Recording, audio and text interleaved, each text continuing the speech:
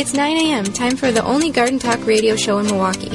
Tell your friends, the Wisconsin Vegetable Gardener is on the air. Join us and let's grow together. Coming up today on the Wisconsin Vegetable Gardener radio show, it's about growing items indoors all winter long. We'll tell you the techniques that you need to follow in order to have success, how to plant, where to plant, what to plant, as well as planting bulbs in the fall for a beautiful spring flower garden. There's techniques that you need to follow. We'll go over that, plus your garden questions, as well as our guest, author Teresa O'Connor. Garden Talk Radio's on the air, and it all starts right now. Welcome to the Wisconsin Vegetable Gardener radio show with your hosts, Joey and Holly Baird, some of the realest gardeners that you'll ever know, always willing to share their knowledge, mistakes, and working to grow together. Founders of the WisconsinVegetableGardener.com that contains over 1,100 garden videos to show and teach others to grow some of what they eat. Join them for the next hour as they cover practical gardening information that has worked for them and more. Now here they are.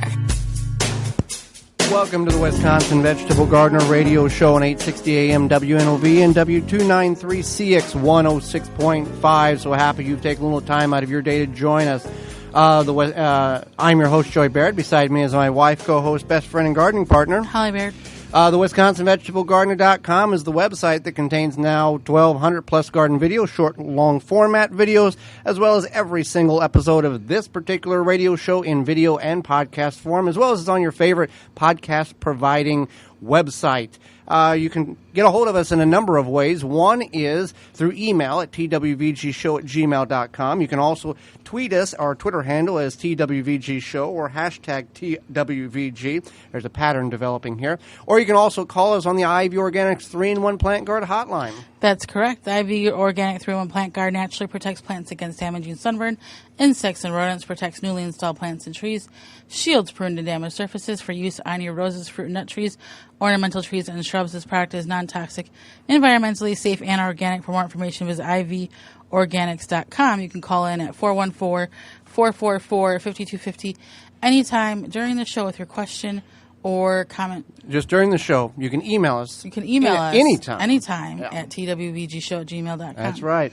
So we're going to get in the program here. It's about growing indoors over winter. Many people believe that the garden season only, some people think gardening only runs from Memorial Day here in the Midwest area to about Labor Day, but we can grow indoors. And this particular segment is sponsored by Happy Leaf LED.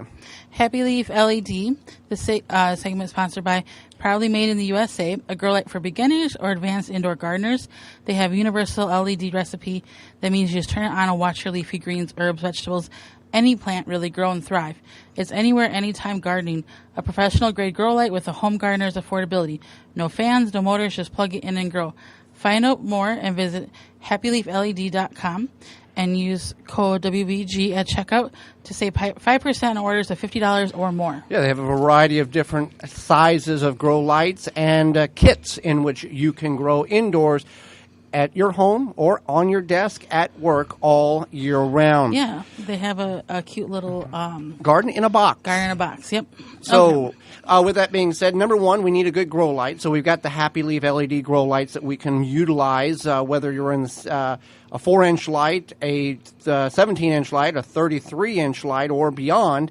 They are made in the USA, and the owner actually invented and understands the light waves and all of that spectrums. Right, he's the creator, and it's a nice small business. So you can also grow in hydroponics and aquaponics. We'll touch briefly on those, but we're mainly going to focus on the grow light and growing indoors in soil medium because that's the most affordable or most easy to do for anyone. Aquaponics is the practice of growing vegetables, fruits, in water. You put a nutrients in that water, and the roots grows into the water. The roots root in the water.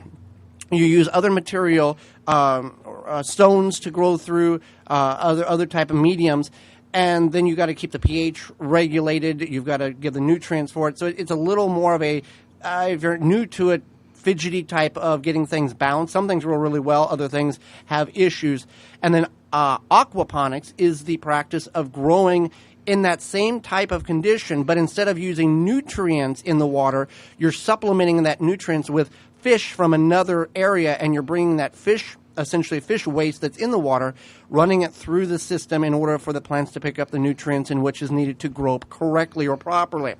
So it's a little more in-depth in the hydroponic and aquaponic type of growing. We've done hydroponics on a very, very small scale. Oh, it's called a one-bucket system. Worked really well for greens. It did work well, yeah. But again, you've got to have grow lights if you're not going to have it next to or near or outdoors type of thing. Right. So if you don't want to, maybe you want to just try this out and see what happens this winter and then decide if you want to invest next winter or later on.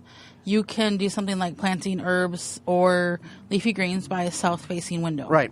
And to get the ultimate use of this in order to grow these, we would recommend the LED light, not simply because they're sponsoring the program, but because we've used that product. We use the Happy Leaf LEDs, and it's phenomenal the way it works. And they say if you use it year-round, it's the cost of about $12 in utilities. So what are the easiest things in which we can grow indoors? If we're going to go easy and simple, we don't want to try to grow cucumbers or pumpkins or tomatoes indoors, which we have grown successfully tomatoes indoors. It does require some space. Leafy greens are ideal. Mm-hmm. Herbs are ideal. We grow herbs year-round in a window, right? Inside, so you don't have to have anything difficult. One thing to keep in mind is that you could end up with soil gnats, but they don't last very long. Right. But it is something that, you might have. Now, if you go with a soilless medium. Right, you go with a soilless medium, but then you have to add the nutrients. Right. So it's kind of like what do you want to do? And we've got plenty of videos online that shows how to grow indoors in a variety of different ways. And there's a lot of great resources online. But leafy greens, we're talking lettuces, is probably the easiest one. Now, when you plant lettuce, keep in mind that with the particular Happy Leaf LED light, you can get 3 trays under one set of lights, and it will do just fine. And when he's talking about 3 trays, he's talking about the 10 by 20 inch trays, not like small, tiny trays. Like so we want to space and time out when we plant these items, because we don't want to plant 3 square feet of leaf lettuce and it all get ready for example, it's already on Tuesday. I can't, or you can't particularly eat 3 square feet of leaf lettuce, 3 cubic square feet. So you plant 1 tray or a half a tray this week and a half a tray next week, and space that out so you have a continuous harvest. But you can do like radishes too. Yeah, you can do radishes. You can do like root crops. That's not a problem. Maybe some carrots. You need depth. But you do need the depth. So you have to keep that in mind as well. The nice thing about the Happy Leaf LED grow light is that you can lower it easily. You can make it higher easily, but you don't have to worry about it like necessarily being too close, because it does cascade a nice light overall. But if we're going to grow something simple, I would say leaf lettuce is an easy thing to do. And the recommendations on leaf lettuce, I believe it's like 12 plants per square foot. Plant, and you can see videos and photographs on all our platforms where we actually take leaf lettuce seed and we coat it the soil to where you can't see the soil. So where there's thousands upon thousands of seeds, and it looks just like grass growing. It's so intensely packed. You're utilizing the space you have available, and you can cut and come again on those particular things. I would definitely try growing, like if you want to have something fresh aside from leaf lettuce, herbs, but even things like chives. Chives are nice to have in different recipes, in your eggs, whatever. Those are nice to have. And depends on what you're growing, the device in which you need to plant it in. It makes sense.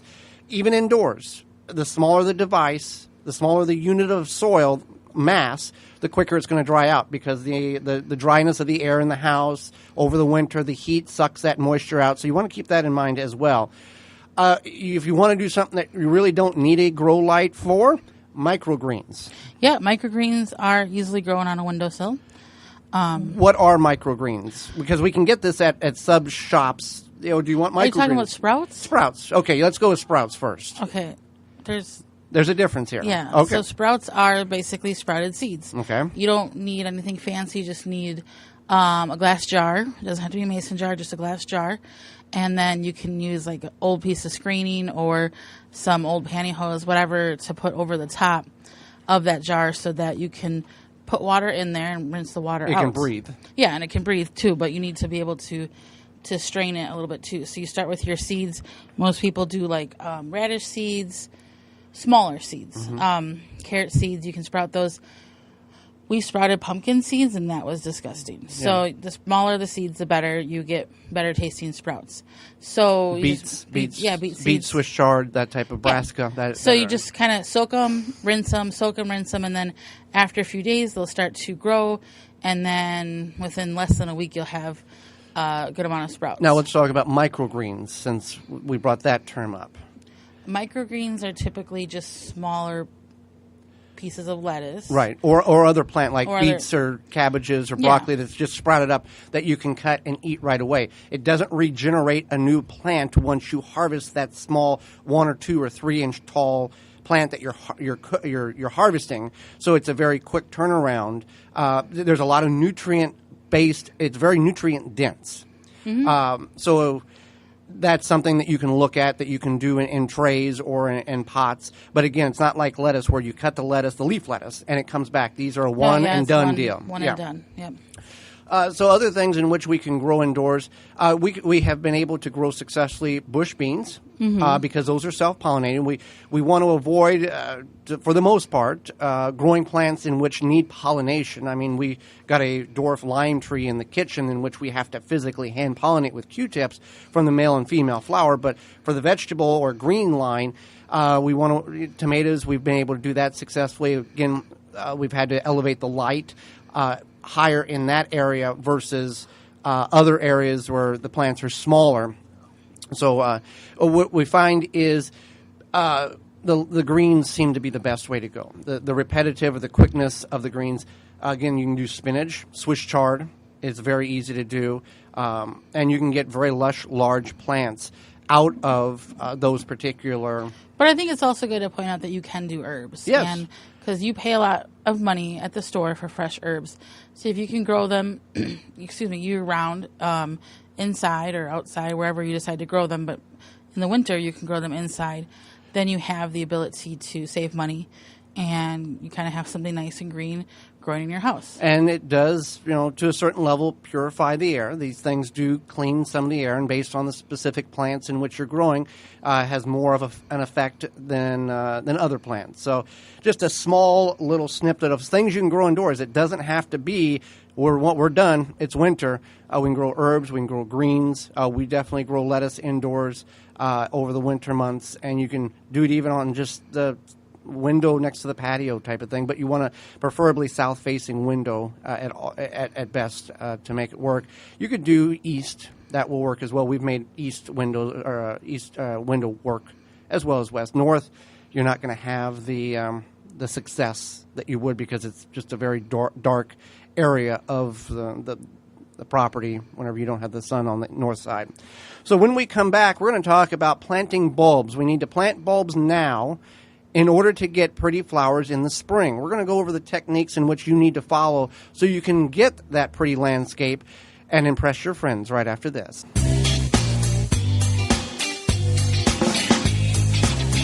Got a question? Email the show at twvgshow@gmail.com.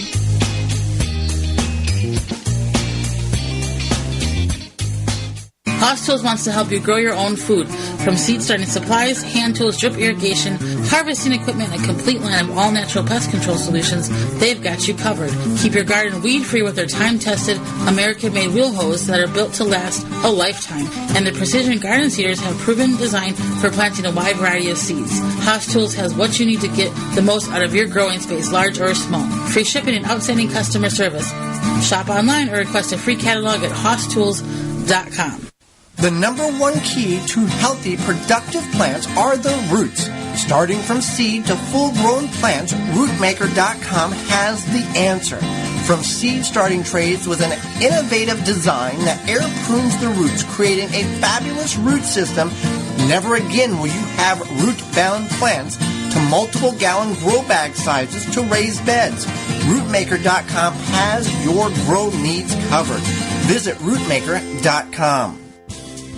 Pomona's Universal Pectin is high-quality pectin that gels reliably with low amounts of any sweetener. If you're trying to reduce the amount of sugar in your diet, you'll love Pomona's Universal Pectin. Now you can make healthy homemade jams and jellies sweetened to your taste. You can use sugar, honey, or any alternative sweetener you'd like. Pomona's Universal Pectin keeps indefinitely when stored in an airtight container. Easy to use, versatile, and comes with directions and recipes in every box. Find out more and where to buy at PomonaPectin.com. Available at most natural food stores and online. Root Assassin, a garden tool that does all the root functions with its advanced shovel that has serrated edges on both sides. Find out more information at rootassassinshovel.com. Purple Cow Organics quickly and naturally increases the uptake of nutrients and water to your plants with their new bioactive vegetable supercharger designed to meet the unique needs by helping the living organisms in the soil help plants uptake the nutrients more quickly through their roots and leaves. Find out more at purplecoworganics.com. Flame Engineering, home of the Weed Dragon, the perfect propane torch kit for home and garden use. For killing weeds, no need to pull or spray. 100 other uses. Find out more at flameengineering.com. Propagate your own basil plants. This garden fun fact is sponsored by ManureTea.com. Get your 3-pack today. Drop the tea bag in water, let steep, then feed your soil, not your plants. 100% organic. Find out more at ManureTea.com. Always free shipping. You can propagate your basil plant by 2 ways. 1, starting with seed, or 2, taking a cutting from another plant, making sure it's not a woody stalk, and suspending it in water for 2 weeks until roots develop. And then you can move it to soil and grow it indoors next to a window all winter long. Blue Mel's Garden and Landscape Center offers an awesome selection of high-quality garden and landscape products. We have just the plants you're looking for: annuals, perennials, veggies, herbs, and more. Plus, you can always count on us to answer all of your questions and offer expert advice. Blue Mel's also carries the largest selection of bulk landscape materials in the area. Enjoy a beverage from our coffee shop while your kids run around in our huge playground. Join our growing list of highly satisfied customers. Visit the garden center that offers everything you're looking for. Visit Blue Mel's today. Blue Mel's, 4930 West Loomis Road, 414-282-4220. The Wisconsin Vegetable Gardener Radio Show is brought to you by the following: Flame Engineering, Eco Garden Systems, Bobex, Plant Success, Beans and Barley, M.I. Gardener, Outpost Natural Food Co-op, Root Assassin, Manure Tea, The Gardener's Hollow Lead. Find all sponsors at the WisconsinVegetableGardener.com and thank them for their support.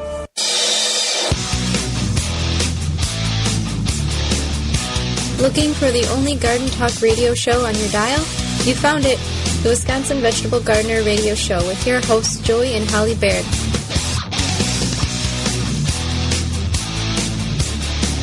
Well, when it comes to planting flowers and having a beautiful landscape, sometimes you've got to prepare, and preparing in the fall for spring flowers is what we're going to talk about. We're talking about planting flowers in the fall, bulb planting. This is perennials, not annuals. Annuals are plants in which you plant in the spring, typically, and they grow, and then that's the end of their life cycle. Perennials are ones you plant once, and they continue to come back year after year to a certain degree. Right. So you want to plant these in the fall. You can plant lilies in the spring. Okay. But all the rest of these are fall bulbs. Okay. So what we want to do is we want to figure out, and we're going to focus, kind of be broad here because we have literally listeners in all growing zones. So you want to plant, you want to identify the zone that you're in. Here in Milwaukee, we're in zone 5A, 5B. And each bulb or variety of bulbs are designated or grow for a specific growing zone. Right. So unlike vegetables, sometimes you can get away with planting not exactly your zone. With these bulbs, you want to. So you don't want to grow zone 6 if you're in zone 5. Or 4 if you're in zone 5. So that being said, you want to pay attention to that. If you do get the wrong bulbs, they may not come up. They may not survive. They're more sensitive. So, and then if something's designed for 4, you might be able to get away with it growing in 5 because it's a little warmer. But we want to try to focus on the zone in which the cold hours. The cold hours, right? Yeah. So when you plant these bulbs, you plant them with the top up, just like garlic. But if you're not sure, then just take your best guess. And don't worry about it, because if you put it incorrectly, they will grow and come up out of the ground. It'll figure it out. But, do your best guess. And you plant it basically 3 times the depth of whatever the size of the bulb is. So if the bulb is 1 inch, you're going to plant it 3 inches. Right. Now, sometimes pests will try to dig up the bulbs, like squirrels or maybe raccoons. I'm not even entirely sure, but typically it's squirrels. So you can do a few things there. One, you can plant it closer to a freeze. Right. Or you can put chicken wire over the top. Okay. And you can either, leave that chicken wire, it's called poultry netting, over the plants, and it will kind of grow in, the plants will grow in the ground, and everything will grow through it, and you actually leave it on the ground, and it will, just sit there and basically rust and rot away. So you can certainly do that when it comes to trying to prevent the animals from digging those plants up. Right. So that's one thing. You want to make sure you're planting in loose soil. They're bulbs, so they're basically like a root, is what it is. So you want to have nice, loose, loamy soil. Densely packed soil is not good. It's not going to give them a chance to grow. Right. So you keep that in mind, and it just really depends on your discretion on what you feel. Obviously, if it's concrete type clay soil, not a good thing. If it's grass that was there and you've dug a hole there and it seems pretty okay, they'll be fine. They're going to do fine. And again, we want to plant them, you said, just before a freeze, to try to lock them in the ground to prevent the animals from digging them up, because that's really going to be your ultimate fight to get these things to grow, is animals coming and trying to eat them. Right. And then when you plant them, you want to think about where the shade is. However, if it's something like a crocus, which is going to be first up in the spring, daffodils usually come up in April before the trees are filled in. You don't necessarily have to worry about that. But if it's something like a lily or an allium, you may have to worry. So you want to think about that, what you're planting, and what your shade situation is like when it's going to emerge. Now, when we plant these bulbs, we want to try to, again, get in decent soil or fertile soil. And nature kind of takes care of itself. But if you're in really unpleasant soil, you want to try to find a better spot, or you will have to probably fertilize the second year with an all-natural fertilize, because the nutrients in the bulb is what's going to keep that plant alive the first year and allow it to root and try to take what nutrients up it can. You might have to supplement and help it along the second year if you're in very, very poor soil. So if we can get fertile soil or decent soil or average soil, you're going to be far ahead of the game. Now, the best and foolproof to plant are hyacinths. Hyacinths, I can't say that. Daffodils and alliums.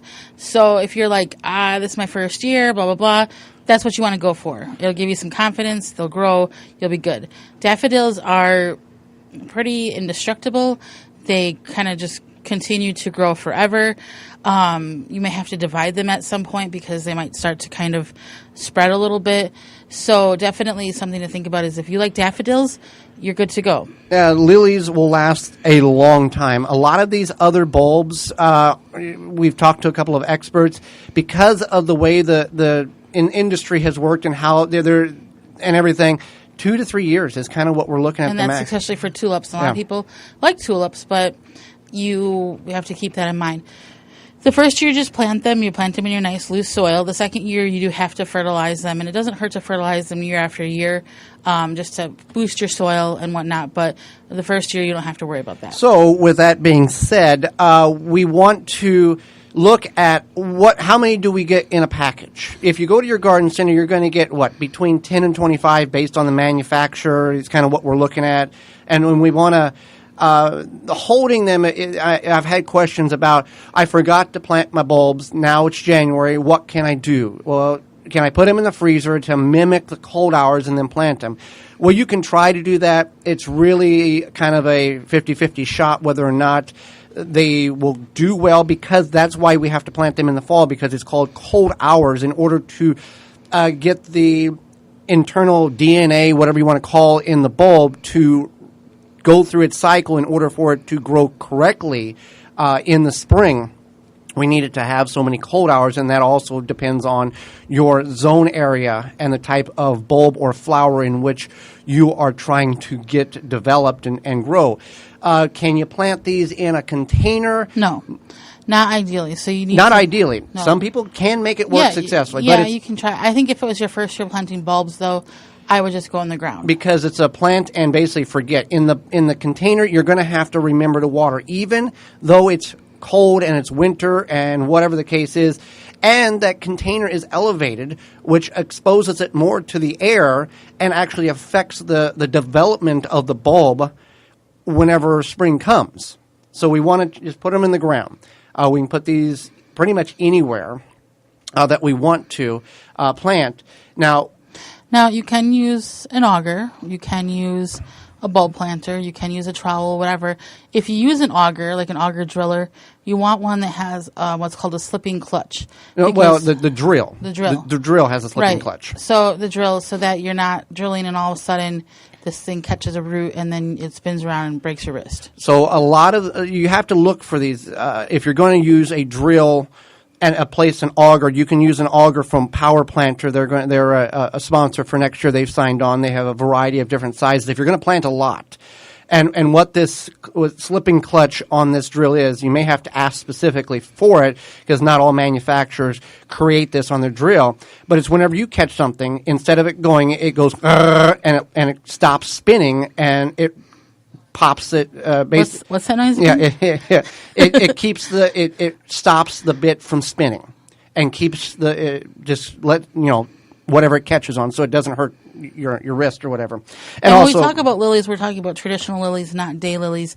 Day lilies are a tuber. Regular lilies are a bulb. Right. That's definitely something to think about. Yeah, the tubers, well. That's typically something you buy as a start. If you plant these, in October or whatever, and you start to see them sprout out, that's okay. That's not a big deal. They'll do their thing. It'll be fine. It's kind of like we experience with garlic. We plant it, try to get it 30 days in the ground before freeze, and if they do start coming up, it's not a big deal on that. They'll be fine. We don't want it with these flowers. We don't want to mulch them. We just want to plant them the normal depth in which is recommended, and leave them be. They'll be fine with that. If you keep it too warm, that's going to affect them, the development of them. So is there anything else that we have, the basic planting of flowers? And when we talk about how long these things will bloom, it really depends on the conditions in which they're growing. If it's a really warm, hot couple of days, they're not going to last as long as if it's kind of a gloomy, dry, or gloomy, cool, not so hot. The time of bulb or the flower exposure varies based on the conditions. There's no set time frame. In the spring, when they're done, you can trim them back.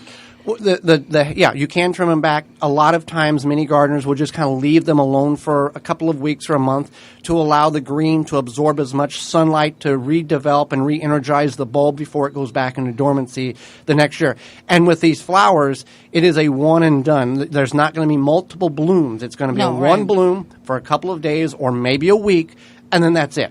So it's not one of these things like you'd see on a marigold, for example, where the flowers begin to die back. You dead ahead to encourage more growth or more flower development on that.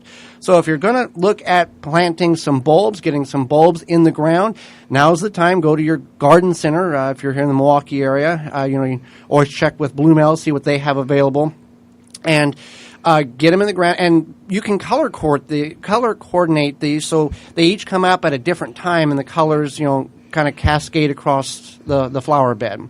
Well, when we come back, we're going to talk with Master Gardener she gardens in California and Idaho, and she's also an author and a blogger. Teresa O'Connor will be with us right after this.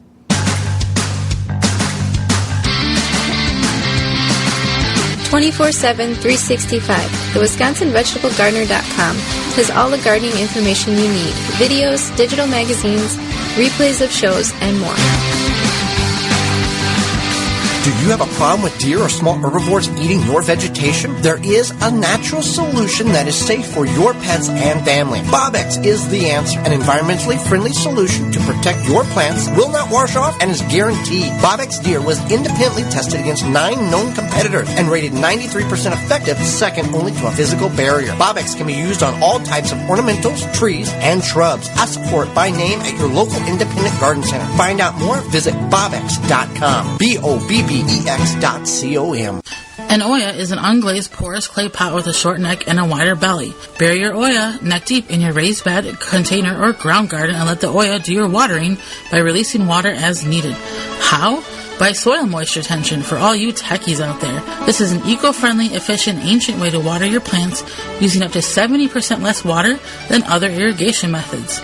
It saves you time and is easy to install. Find a retailer through DrippingSpringsOyas.com. Smart watering, easy gardening. Mycorrhizae is a beneficial fungus from Plant Success Organics.com that will greatly increase your plant's germination ability and healthier root structure. You can increase seed sprouting, root growth, and general plant germination. Mycorrhizae can be used with hydroponic root cutting, seed sprouting, cocoa coir, and soil. Plant Success Organics.com carries powder, granule, and tablet form of mycorrhizae. Increase the level of mycorrhizae in your soil to give your plant the optimal opportunity to produce incredible harvests. For more information and to purchase, visit PlantSuccessOrganics.com. The Gardener's Hollow Leg, the debris and harvesting bag you wear, comes with its own belt attachment, perfect for doing light pruning, weeding, harvesting on the ground or on a ladder, and many other uses. Find out more at thegardenershollowleg.com. Save 10% by using the word veggies at checkout. Zaz Products, offering great quality supplements that can help personal health and increase longevity. Committed to bringing you the highest quality products at the lowest price. Find out more at zazproducts.com.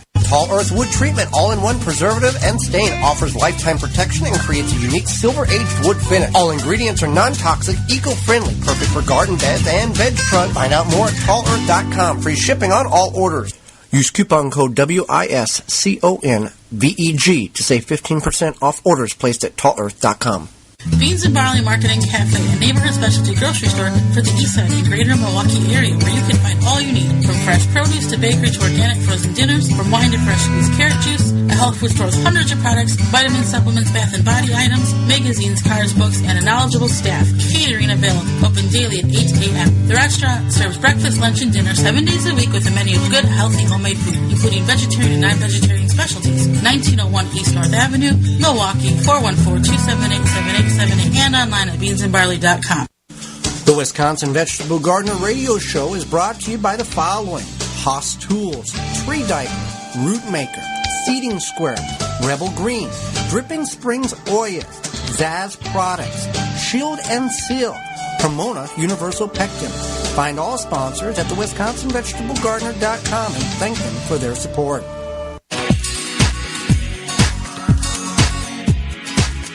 The Wisconsin Vegetable Gardener, your home for Garden Talk Radio, with your hosts, Joey and Hallie Baird. Well, we talked about earlier about bulb planting as well as growing indoors, but there's still time now to get the outside of your home looking very nice and appealing and taking care of some of the problems that you might have. If we need to revitalize the flower beds with some mulch, top off some of the raised beds if we're getting close to getting done with gardening with some Purple Cow raised bed mix or compost, or 38 other different types of bulk materials from Blue Mills. What's those called? Mums? Mums, yeah. In the fall mums. Fall kale, yeah. Something like that. Ornamental kale. Ornamental kale. So you can go to bluemills.com, call 414-282-4220, or visit them at 4930 West Loomis Road in Greenfield, just south of Layton. They have all of that and a whole lot more. And again, you don't need a truck or a trailer or a dump truck in order to get this bulk material. A couple of 5-gallon buckets and a trunk of your car. It will work just well. I've done it, so you can as well. Well, Holly, let's go to the Ivy Organics 3-in-1 Plant Guard Hotline and bring in our next guest. Teresa O'Connor is a master gardener in California and Idaho. She is also the creator of Seasonal Wisdom, a writer, author, speaker, and consultant about gardening, fresh food, seasonal folklore, and other topics, including social media. Recently, she started a new online resource to help adults reverse type 2 diabetes with farm-fresh, low-carb living. Teresa says vegetable gardeners are ideal folks to benefit from this lifestyle. Welcome to the program, Teresa. Yes, thank you so much for having me on your show. Hello, Wisconsin. Well, thank you for taking time to, I know it's early where you're at there, but thank you for taking time to come on and share some of your wisdom with Holly, myself, and all of our listeners. Great, I'm glad to be here. Now, since we're approaching fall here, what's folklore, and what's a good fall folklore story for our listeners? Well, folklore is just basically the traditional beliefs, customs, and stories of a community. And this is passed down through the generations by word of mouth, or it used to be with almanacs, which were very important and popular in earlier centuries. Now, for gardeners, a common folklore was, in October, dung your field, and all your land, its wealth will yield. And this is really good advice because fall is a great time to apply compost, cow manure, or other soil amendments. You know, as a farmer once told me, if you feed the soil will feed you. So this is just an example of how they would use these traditions and lessons learned to help future generations. And that's the thing. We feed the soil feeds us. In commercial, large, inorganic agriculture, you feed the plants. The soil is just a medium in which that plant can survive for the time of the life of the plant. So they've reversed it, and they've gotten away from the way nature has designed plants to grow. That's exactly right. And these people, they didn't worry about pesticides and things. They worried about good manures. How could they make the best manure? How could they, put a $2 plant in a $6 hole? That you put the money into the soil, not the plant. Definitely. Now, we get questions about edible flowers, and I know it's something people like to grow. What are some common edible flowers grown in the Midwest? What are important safety tips, and what are some simple serving ideas? Well, let's start out with safety, because that's very important with any plant, but especially flowers. It's really important that you always know what you are eating. You never want to eat any flowers that have been sprayed with pesticides or other chemicals. And you only want to eat flowers that were grown for human consumption. If you go to a nursery and just buy some flowers and take them home and eat it, you may be eating plants that were grown with systemic pesticides that weren't really intended for consumption. Now, in most cases, you're going to only eat the flower petals, not the stamen or pistil or inner parts, because sometimes that can cause allergy problems for people. And there's lots of common edible flowers. In fact, in the Middle Ages, people ate flowers quite frequently. And one of the most popular one is the rose, which, of course, you only eat the unsprayed rose petals. And these were often used for baked goods or for flavored honeys, and the honey would be boiled down with red rose petals until it was a nice aroma and flavor, and then it would be kept because it was supposed to be very medicinal, probably because it had vitamin C. Another edible flower is Calendula officinalis, and whenever you see a name, a Latin name with officinalis on it, that means that in an earlier time, it was considered a medicinal plant. These colorful annual plants grow very easily from seed, and sometimes they self-seed. They did for me in Idaho. And they were known as pot marigold because they often were used in pottages, or in the Middle Ages, that was what they called stews. So you can add these colorful petals to salad soups or casseroles. They're really quite good, and they're a little bitter, but not in a bad way. So they're supposed to be good for your liver. So, go ahead. I'm sorry. I was going to say that it's really, you're recommending to mix it in with some type of other ingredient. It's not really like a potato chip, eat it raw type of by itself. That's a really good point. Yes, it's more of an ingredient, like you would use an herb. Okay. That sort of thing in most cases. And then lavender. I know that lavender might be difficult for you, but English lavender is supposed to be more winter hardy than some of the other varieties. Have you had any luck with lavender in Wisconsin? We can get lavender to grow somewhat if we get it from a very well-established plant from the garden center, but starting it from seed, it's a very take your chances. Out of 20 plants, maybe we'll get one to start, and maybe it will survive or maybe it won't. I'm just impressed you even tried to start it from seed because it would be a challenge, I would imagine. But if with some winter protection, I've heard that English lavender can do better in colder climates. And in Idaho, I was zone 6, and it would actually self-seed in my garden, which was pretty funny. Just remember with lavender that a little goes a long way. And this is, for example, you could make a lavender tea. You could take a quarter teaspoon of lavender flowers and pour some boiling water over it and let it steep for about 5 minutes. And that's a nice relaxing tea with some lemon.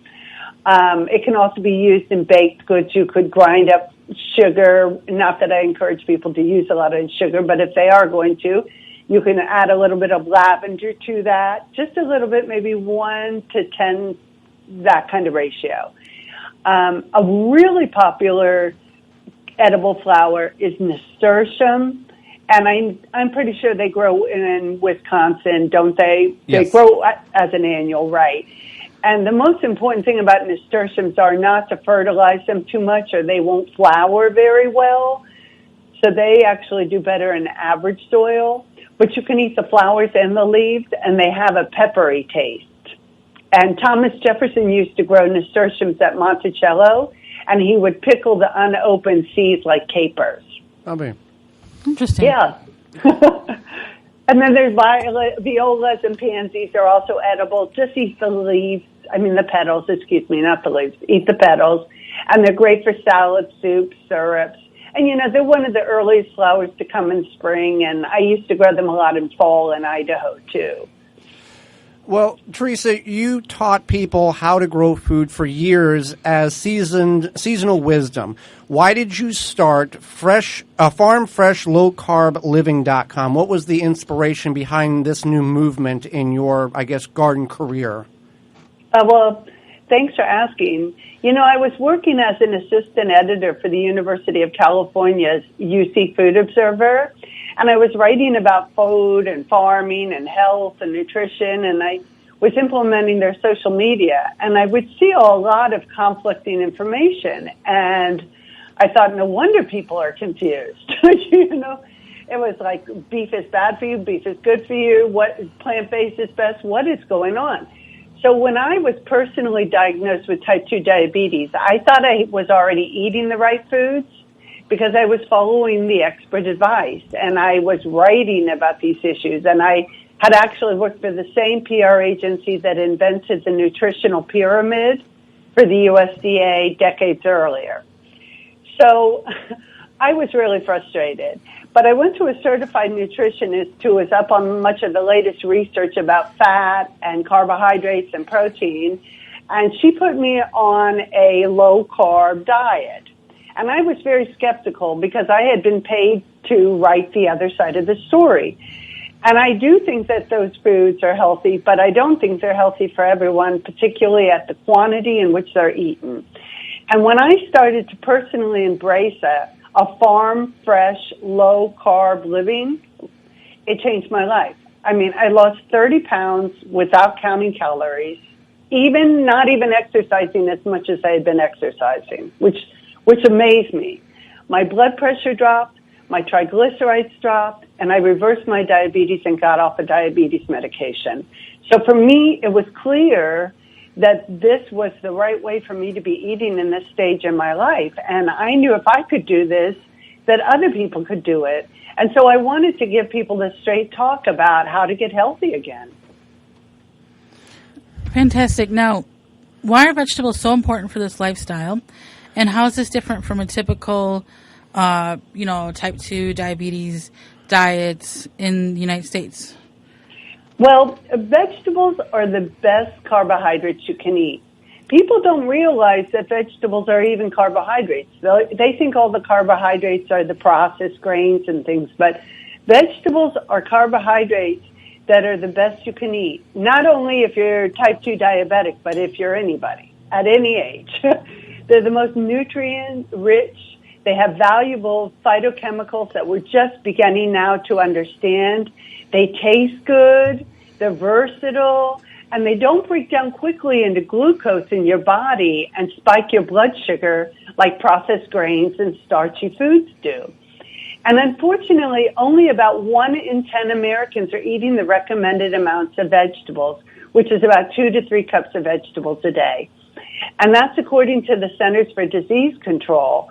And mostly what people are eating, and they're eating oftentimes 50% of their diet as carbohydrates. And they're filling up on sugary processed carbs, which aren't as nutritious and which can contribute to a number of health issues. So there's a lot of talk about plant-based diets, but not all plants are the same, as any gardener will tell you, you know. So that's why we have to really focus on the vegetables. So with that being said, what are the best vegetables for people with type 2 diabetes or someone on a low-carb diet? What are some recommendations?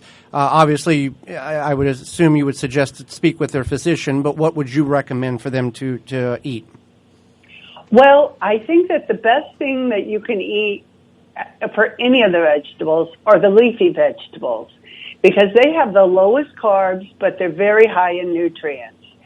And there are so many salad greens that you can grow, especially right now. They thrive in fall weather. But there's also the other greens, like the kales and the Swiss chards that do good in summer, and the mustard greens and the collard greens and the turnip greens and the spinach. I mean, you can go on. And if you try to eat them a couple times a day, maybe you have some spinach in your scrambled eggs, or a salad with chicken breast, or maybe some sauteed greens with a pork chop, or maybe a homemade protein drink with some kale. And the good thing about these leafy vegetables are they're some of the easiest vegetables to grow.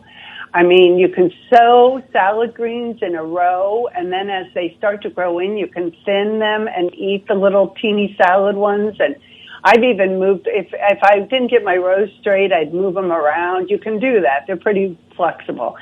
Or you can scatter seeds really thinly for a cut and come again kind of garden, where you cut it down to the ground and then it comes back 2 or 3 times again. And, you know, in the summer you want to give these kind of greens some afternoon shade, even during the hot months, but most leafy greens actually prefer cooler temperatures.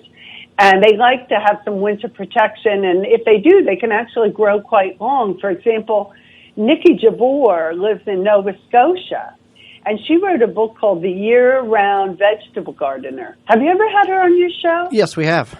Oh, okay. Then everybody knows Nikki. Well, she's a perfect example of she eats leafy greens all year long. So I would say as much as you can, eat the rainbow, because every color has a different phytochemical, but leafy greens should be at the top of the list. Well, Teresa, we appreciate you taking time and coming on the program to share your information with us. How can our listeners find more information about you? Well, if they go to my website, which is farmfreshlowcarbliving.com, you can get 7 tips on how I reverse diabetes too. And you can also sign up for my Straight Talk newsletter, where I give out free advice, helpful research, nutritional tips, and more. I'm also at Farm Fresh Low Carb Living on Facebook and Instagram, and I'd love to see you all over there. Well, Teresa, thank you very much for coming on the program. We've learned a lot, and you've informed not only our listeners, but Holly and myself. Thank you. Oh, great. Well, thank you so much for having me on the show. I hope you have a great Saturday. Thank you. You as well. And when we come back, your garden questions and our garden answers right after this. If you have a gardening question, now is the time to call in on the ivorganics.com 3-in-1 Plant Guard hotline at 414-444-5250. Woodman's is a Wisconsin-based family-owned company founded in 1919. They offer low prices in every single aisle every day. No need to carry a discount card. From produce to meat to international to natural and organic, all offered at the lowest possible prices. Over 60,000 products at every store. Service and savings every day. They're employee-owned to help you save money. They also offer online shopping for pickup and delivery, working to save you more money. Visit woodmans-food.com to find the nearest location. Garden seeds do not have to cost a fortune, just 99 cents at migardener.com. Now with over 450 varieties of non-GMO, heirloom, and organic flower, vegetable, and herb seeds available year-round. Pay less and get more seeds. Shipping as low as $2.50. That just makes sense. Go to migardener.com for seeds and garden needs, tools, and special blend fertilizers. migardener.com. It's that simple. Family owned and operated. Shield and Seal vacuum sealers and the highest quality vacuum sealing products. Unique black and clear and all black bags, protecting your produce and product better than traditional bags. Find out more at shieldandseal.com. Rebel Green, responsibly made natural products that are good for you and the environment. Made in the USA, plant-based, vegan, and always toxic-free. Find out more at rebelgreen.com. Use coupon code WIVEG15 to save 15% off your next purchase at rebelgreen.com/shop. Blue Mel's Garden and Landscape Center offers an awesome selection of high-quality garden and landscape products. We have just the plants you're looking for: annuals, perennials, veggies, herbs, and more. Plus, you can always count on us to answer all of your questions and offer expert advice. Blue Mel's also carries the largest selection of bulk landscape materials in the area. Enjoy a beverage from our coffee shop while your kids run around in our huge playground. Join our growing list of highly satisfied customers. Visit the garden center that offers everything you're looking for. Visit Blue Mel's today. Blue Mel's, 4930 West Loomis Road, 414-282-4220. The Wisconsin Vegetable Gardener is brought to you by the following: Handy Safety Knife, BioSafe, Tall Earth, Chapin International, The Plant Booster, Ivy Organics, Woodman's Market, Blue Mel's Landscaping Garden Center, Purple Cow Organics. Find all sponsors at the WisconsinVegetableGardener.com and thank them for their support. Now back to the Wisconsin Vegetable Garden Radio Show. You're either listening to this show for a couple of reasons. One, you're either a gardener, you want to be a gardener, you know somebody who's a gardener, or you accidentally picked up a gardening magazine at your local dentist office. So you're one of those people. With your hosts, Joey and Hallie Baird. Well, you can certainly call into the Ivy Organics 3-in-1 Plant Guard hotline just like our next caller has. Caller, you're on the air. Hello? Hello. Yes, raspberry plants. I have, somebody gave me some, and they've grown like 5 feet high. And how do I cut them to replant to make more plants? Okay, so you want to, you got some raspberry plants that are growing quite high, tall. Yes. And you want to kind of cut them back so that they kind of bush out more. Well, and I'd like to use what I cut off to replant. Okay, you want to propagate them. Yes. Okay. So one thing you can do is you would trim them back in the fall. Right. And then, so that's one thing you would do to get that. Yeah, you want to cut the back some of it. You how old are these plants? Are these multiple years old? I don't think they're too old. Okay, so you can propagate them. That's not a problem. What you would do is right now you would remove sections of the stem, and then you would go ahead and you plant them about 3 to 6 inch cuttings. And you want to make sure it's a clean cut, and you want to make sure that you're leaving some of the leaf nodes on them. And then what you do, you don't plant them right away. You put them in some water until they start to sprout roots. Once they sprout those roots, then you would plant them. I see. Do I take some of the leaves off on the cuttings? You can take some of the leaves off. What you're going to submerge in the water, you'll want to remove those leaves so the stem can generate roots under the water, and then you can go ahead and once they begin to root, then you can plant them. Okay. Thank you very much. Thank you for calling. We want next caller, line 2. You're on the air. Yeah, good morning. Good morning. Good morning, Joel. Good morning, Holly. Good morning, Mandebo, and good morning, Milwaukee. Tyrone W. speaking. They kind of go hand in hand there. But even with you were speaking about the lettuce earlier, And I got rained on a couple of days ago, and I feel like it got hit by something in January, February here. Right. But I was wondering, is the soil quite? First of all, is the soil quite capable of breaking down acid rains before it gets to the fruits and vegetables and things? And then on the tail end of that, then the lettuce with the I know basically salmonella has been confined to the chickens and the meats and stuff. So where's all this salmonella and cross-contamination or whatever, the ground or the warehouses, where's this contamination from the lettuces and all these different greeneries coming in? Is that the lack of the soil breaking down these acid rains from the rain, the warehouses, or what have you there? And I'll listen to you over the air then. All right, thank you. Thank you. Okay, so soil has what's called a buffering capacity. So if there is acid in the rain, if there's harmful things in the rain or water, it's going to buffer that out. That's not a problem. So you don't have to worry about that, the acid in the rain, having any impact on your fruits and vegetables. The salmonella is because of runoff. It's because of farms not properly keeping distance between their animals and the vegetables, and so their waste, the animal waste, creates runoff when it rains or when they water, and then that affects the plants. And that's the thing with the lettuce. The farmers have to keep that distance in order. And things like leafy greens, particularly lettuce, spinach, is more susceptible because that stuff is running past those leafy greens. Barry writes in and says he's got a problem with his pumpkins. The neck of my large pumpkin is starting to rot. What can I treat it with? Please help. Well, the problem, the answer is nothing. That's a simple answer, because once rot has begun to occur on any vegetable, whether that's tomatoes or eggplant or summer squash or pumpkins in this manner, it's irreversible. Now, here's the upside to this.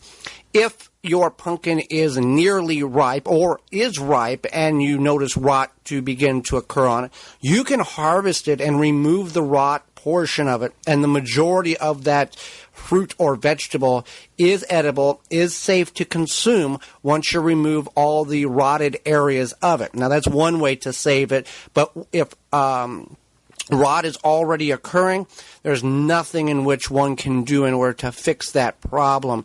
The other things in which you could do for pumpkins is you could look at ways of trying to identify what that problem is, because just verbally saying this is the problem, it's very hard to identify the specific the different reasons why that has occurred.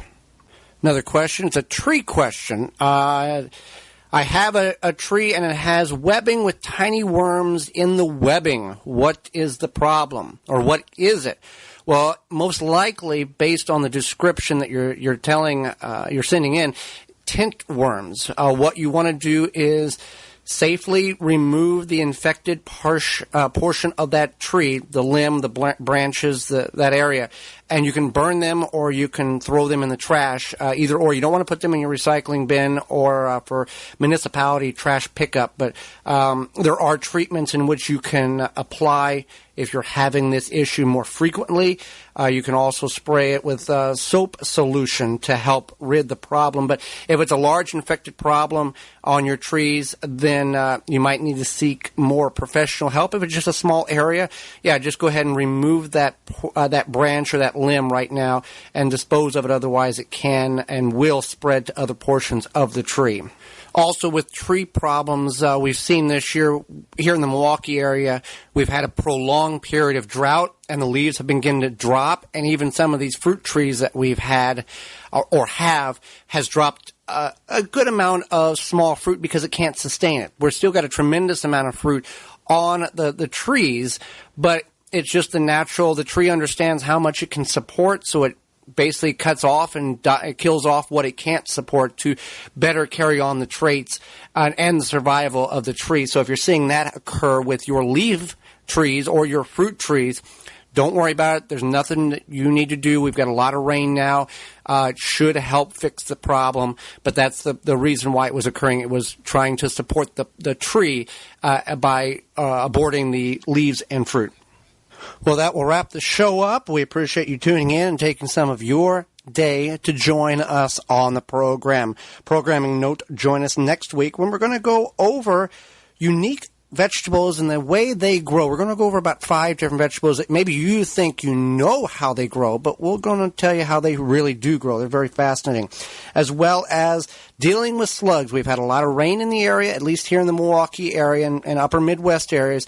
We're dealing with slugs now in the garden. We're going to go over some ways in which we can control or eliminate those problems in the garden. As well as Juan and Ashley. This is a couple out of Central Texas. They started a garden in their apartment, and now they've migrated to a homestead. We're going to hear their story and how they made it to a much larger plot of land, just starting in an apartment. Miss any portion of this program or want to revisit it in its entirety, you can certainly do that by going to the WisconsinVegetableGardener.com website and clicking on the highlight tab and clicking on the radio tab at the top of the page. The highlight tab, you can get individual interviews and specific segments on the right-hand side. Until next week, for Holly Baird, I'm Joey Baird, and we will see you in the garden. You've been listening to the Wisconsin Vegetable Gardener Radio Show.